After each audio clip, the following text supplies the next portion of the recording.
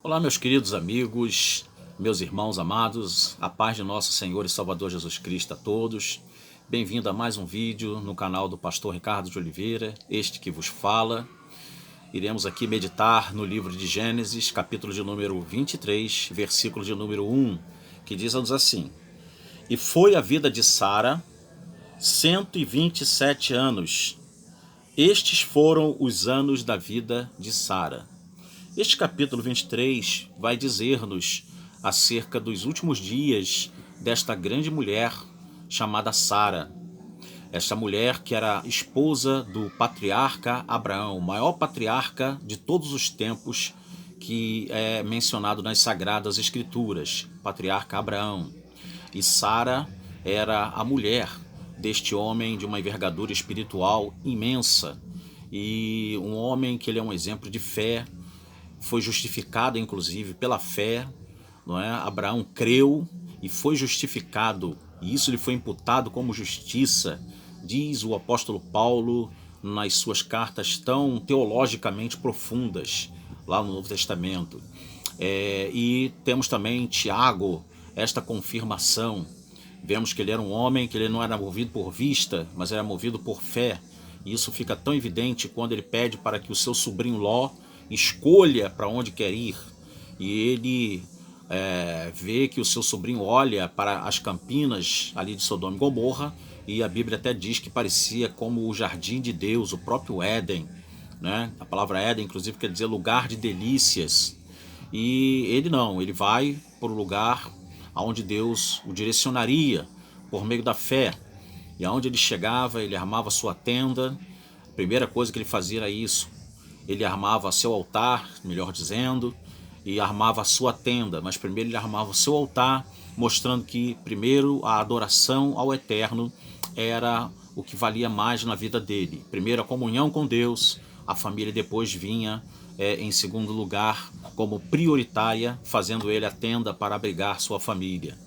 Pois bem, esse texto ele é de muita importância. Ele vai destacar alguns aspectos muito belos da vida desta mulher e algumas peculiaridades da vida desta mulher que são importantíssimos para nós meditarmos. Esta mulher, outrora, ela era chamada de Sarai. Segundo os etimologistas, Sarai significa minha princesa. E ela depois foi chamada de Sara. O próprio Deus muda o nome dela para Sara. E Sara quer dizer também, segundo grandes etimologistas, significa mãe das nações, né? Nós vamos ver isso lá em Gênesis capítulo 17, versículos 15 e 16 da nossa Bíblia. Lá, você com a Bíblia aberta, você poderá lá meditar, conferir lá o texto, não é? Isso é muito bom, muito importante, né? Sara, ela aparece, a primeira menção dela na palavra de Deus, na Bíblia, no livro de Gênesis, lá no capítulo 11, no versículo de número 29. Ela vai aparecer pela primeira vez. Uma coisa também que nos chama a atenção é que Sara era estéril. Era estéril. E, queridos, na antiguidade, uma mulher que era estéril era como se fosse uma mulher deficiente física. Era uma mulher desgraçada. Ou seja, não era uma mulher favorecida, era uma mulher sem a graça, sem a felicidade. Era uma mulher que estava condenada à injúria do povo, à injúria das pessoas, a ser motivo de até mesmo de desprezo dos homens, porque era uma mulher que não daria descendência. Isso era algo na antiguidade muito marcante na cultura da época. E Sara, ela tinha este problema muito sério na vida dela. Ela era estéril.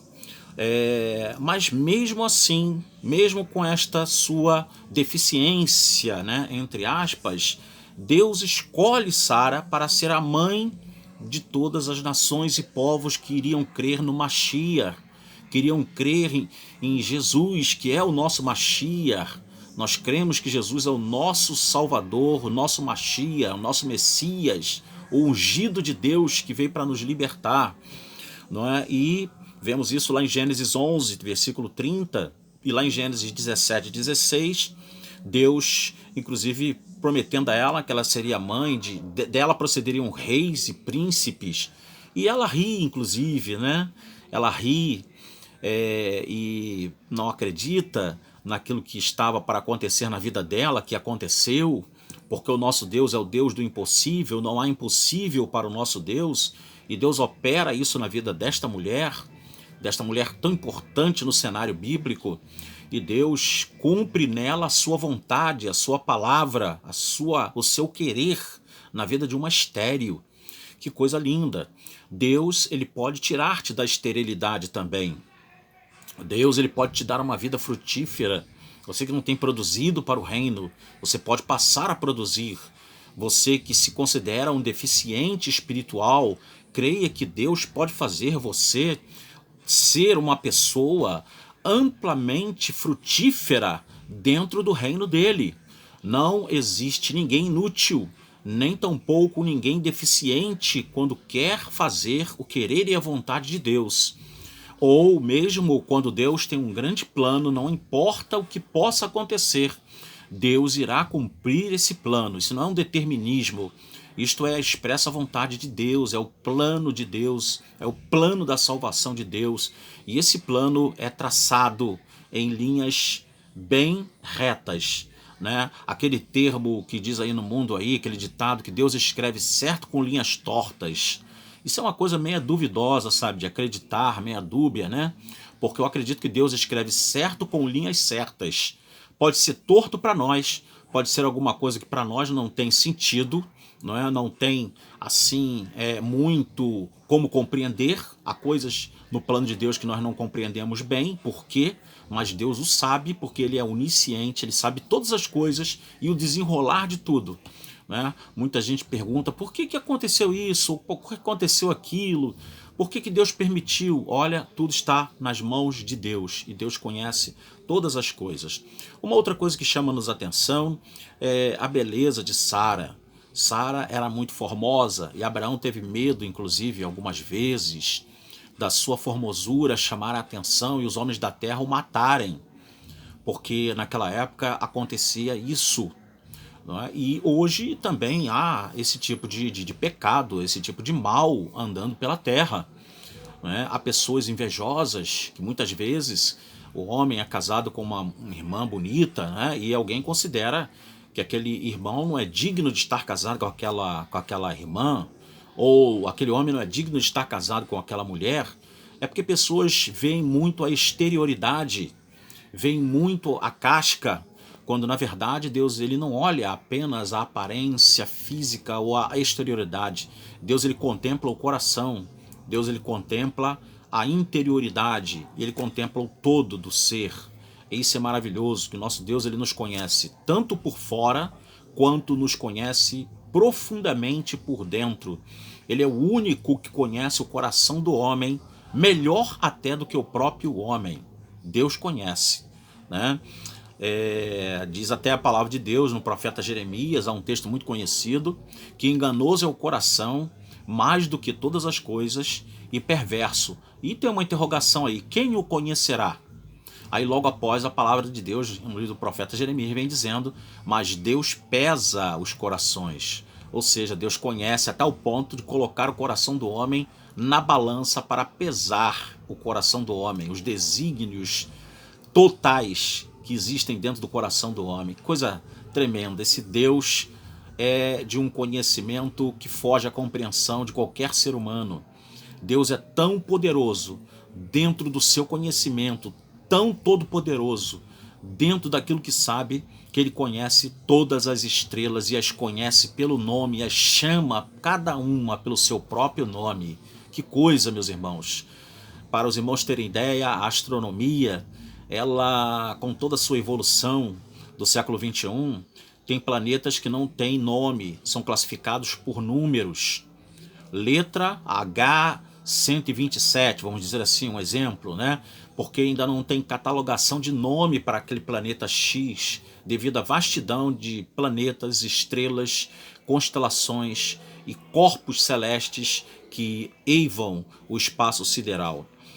Outra coisa que chama-nos a atenção na vida de Sara é que ela era uma mulher decidida, ela é uma mulher impaciente às vezes, né? E ela toma um procedimento que muitos até se escandalizam com esse procedimento dela.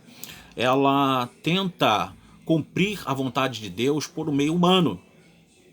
Que meio humano foi esse? Ela pega Agar, que era uma escrava egípcia, e por meio dessa escrava ela faz com que seu marido tenha uma relação íntima com ela, com essa escrava Agar, a egípcia, e venha a ter com essa mulher um filho. E nasceu de fato Ismael, filho de Agar, da escrava egípcia. E alguns ficam escandalizados com esta passagem, dizendo que Sara era uma mulher promíscua, era uma mulher que não tinha pudor, dar o marido dela para uma outra mulher, para o marido ter relação com outra mulher. Ora, tudo temos que entender o fundo histórico, o fundo cultural de uma época, né? Esta atitude, ela é respaldada. Se você tiver na sua casa, aconselho até você comprar. Eu tenho aqui em casa, na minha biblioteca, um exemplar, do Código de Hammurabi. Então, se você ler o Código de Hammurabi, você vai entender que esta condição, esta situação, ela era bem plausível e era bem conhecida na época de Abraão. Uma mulher, quando ela não tinha condições de dar filhos, no caso de Sara, que era estéril, não tinha condições essa mulher de dar filhos ao seu marido, ela podia se prover de uma escrava, né, que estava ali sobre a sua égide, né, e poder usar essa escrava para fazer isso que Sara fez. Então não foi nenhuma atitude incomum, nenhuma atitude, vamos dizer assim, licenciosa, ou como muitos dizem, nenhuma atitude assim maligna aos olhos do Ocidente, soa mal, né? Dá a impressão que Sara era uma fornicária e induziu Abraão à fornicação. Não, era algo que as leis da época, como citei aqui o Código de Hammurabi, permitia fazê-lo, não é? Mas o que chama a atenção é que ela não teve a paciência, ela foi impaciente, ela foi decisiva também nessa questão. E Abraão também teve um vacilo aí, porque Abraão teria falado, não, eu vou esperar a promessa de Deus.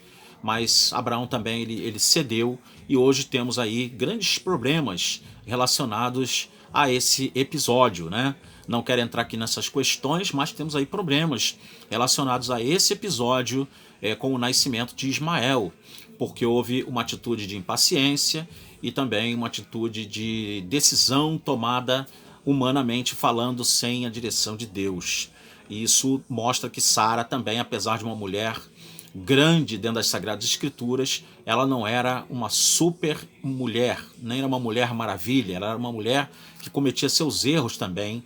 Isso nos ensina também, porque por meio dos erros dos personagens da Bíblia, nós podemos aprender grandes verdades, grandes lições e tirarmos grandes lições espirituais, a fim de que não caiamos em erros semelhantes ao que eles cometeram, certo? Muito bem. Mesmo com essa precipitação de Sara, Deus não desistiu dela.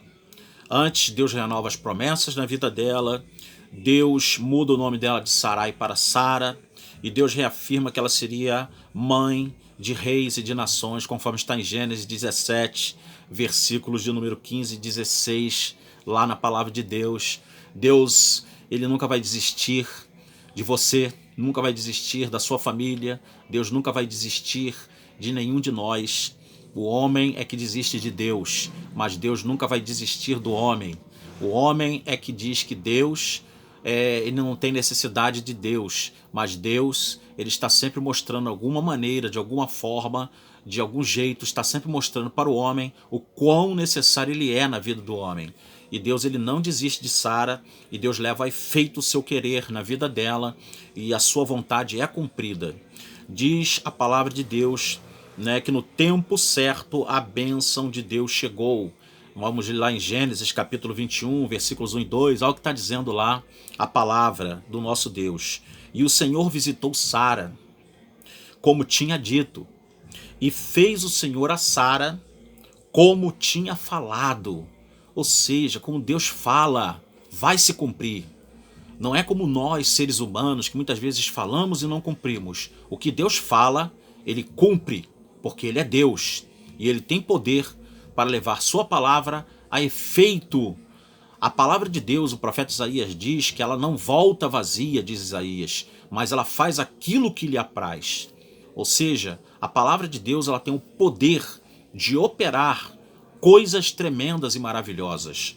Então, continuando lendo o texto bíblico, né, que demos uma paradinha para dar essa pequena palavra, diz a palavra: o Senhor visitou Sara como tinha dito, e fez o Senhor a Sara como tinha falado, e concebeu Sara, e deu um filho a Abraão na sua velhice, ao tempo determinado que Deus lhe tinha dito. Está em Gênesis 21, versículo 1 e 2. Pegue sua Bíblia depois, medita lá, leia. Isso vai ver a maravilha que Deus faz na vida de uma estéril, de uma mulher que não tinha nenhuma perspectiva, era tida como uma deficiência, uma desfavorecida, uma desgraçada, ou seja, desprovida da graça, da Hesed, de Elohim, ou seja, da graça. Hesed quer dizer graça, mas é uma palavra muito polissêmica, a palavra Hesed, né? E essa mulher, ela era desprovida da graça de Elohim, que é Deus, e Deus ali dá a ela a graça dela gerar e ser a mãe de Isaac, quer dizer riso. Isaac foi o filho que fez a felicidade, né, de Abraão, de Sara e de todos nós, porque o Mashiach, ele vem da linhagem de Isaac, ele vem da linhagem de Abraão por meio de Isaac, né? Então isso é importante demais para nós, que se nós vemos a genealogia de Jesus, tanto em Mateus como em Lucas, veremos que Isaac está lá na genealogia, ele era um dos ancestrais do nosso Senhor Jesus Cristo, coisa gloriosa, né? Sara, ela é lembrada no decurso da revelação bíblica, ela é lembrada pelo próprio Deus, quando Deus usa o profeta Isaías, lá no capítulo de número 51, versículo 2 do profeta Isaías. Olha o que está dizendo lá a palavra: olhai para Abraão, vosso pai, e Sara, que vos deu a luz. Deus está falando aí para a nação de Israel. E nós viemos, a salvação vem dos judeus, diz a palavra. Então nós viemos da nação de Israel, né? Muita gente é contra Israel, diz que não gosta de judeu, está completamente errado. A igreja, ela nasceu por meio da vontade de Deus, por meio da nação de Israel, por meio dos judeus. Jesus, ele foi o judeu. Inclusive tem um livro muito grande, é muito bom, muito maravilhoso, né? Jesus, o judeu marginal. É um livro assim de historicidade, fala de Jesus, e tem um outro também chamado Jesus, o judeu. Porque Jesus era judeu, a nacionalidade dele era judaica. Então não podemos dizer que queremos o mal de Israel. Pelo contrário, temos que orar pela paz de Israel e orar por Israel. Orar por essa nação abençoada por Deus, escolhida por Deus. Aí você pergunta, por que Deus não escolheu outra nação? Não havia outra nação para Deus escolher. Tanto é que Deus chama Abraão, e de Abraão Deus faz a nação de Israel. Deus faz nascer uma nação. Por meio de Abraão, Deus faz com que nasça a nação de Israel. Então o nosso Deus, ele escolhe um homem, e por meio desse homem também ele chama juntamente essa mulher tão importante chamada Sara, e faz nascer uma nação desse casal. E ele faz uma nação ser escolhida por ele, para que através da linhagem deste casal viesse o nosso Salvador e Senhor Jesus Cristo. Esse é o plano de Deus. Deus tem planos. Deus não é pego de surpresa. Deus não tem plano A e depois o plano B, ou o plano C se não der certo B, não. Deus tem o plano. Deus tem o plano, ok? Então, continuando ainda o texto de Isaías, capítulo 51, verso 2, diz assim: olhai para Abraão vosso pai, e Sara, que vos deu a luz, porque sendo ele só, no caso falando de Abraão, eu o chamei e o abençoei e o multipliquei. Veja, um homem também idoso, não tinha condições, e uma mulher idosa que não tinha condições, mas Deus faz esse milagre na vida de ambos.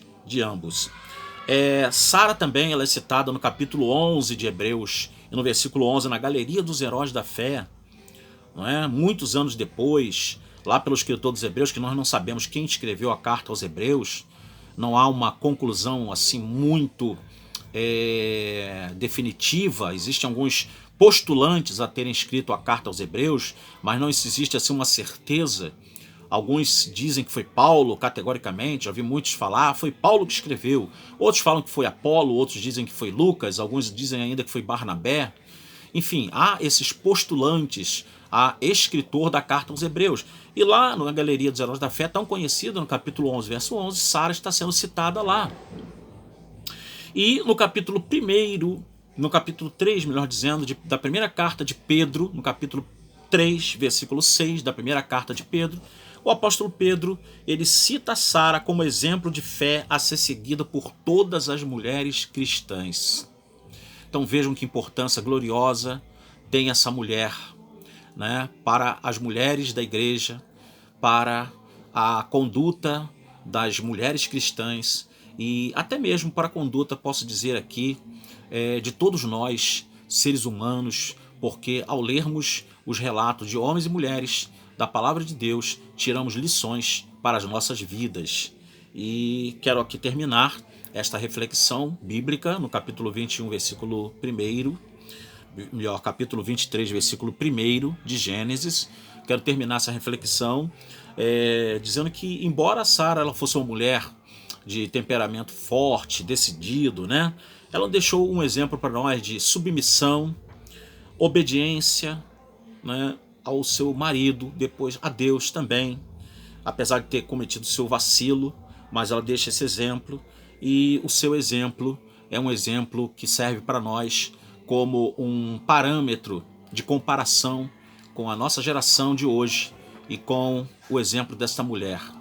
Não é? A nossa geração de hoje, estamos vivendo um tempo muito difícil em que o recato, o pudor, a obediência deu lugar à rebeldia, deu lugar ao despudor, deu lugar à imoralidade, deu lugar a vícios carnais de todos os gêneros, e Sara, ela se coloca aí como exemplo de virtudes que devemos olhar para a mesma e seguir, virtudes tão lindas como desta mulher.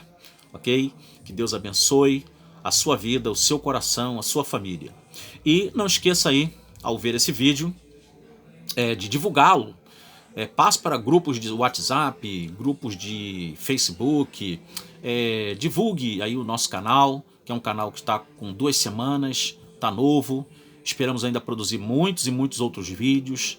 Então, ore por mim, para Deus me dar saúde, que eu possa gravar muitos e muitos vídeos semelhantes a esse, melhores até do que esse, com muitos temas, porque a Bíblia é rica em tantas coisas, tantos temas, em tantas curiosidades que você tem, e eu pretendo aqui, enquanto Deus me der fôlego de vida, me der saúde, eu pretendo aqui gravar muitas coisas boas para a nossa meditação. Então, dê aí o seu joinha, né? Lá no YouTube aparece lá um joinha. Então clique em cima, dá o seu joinha, que nós chamamos de dar o like, né? Dê aí o seu like, participe, divulgando o nosso canal, ore por nós, e Deus sim, então vai fazer com que a gente consiga ir bem à frente e atingir o maior número possível de pessoas, ok? Que Deus abençoe rica e poderosamente a tua vida, a tua família, e que Ele seja contigo a cada dia. Shalom!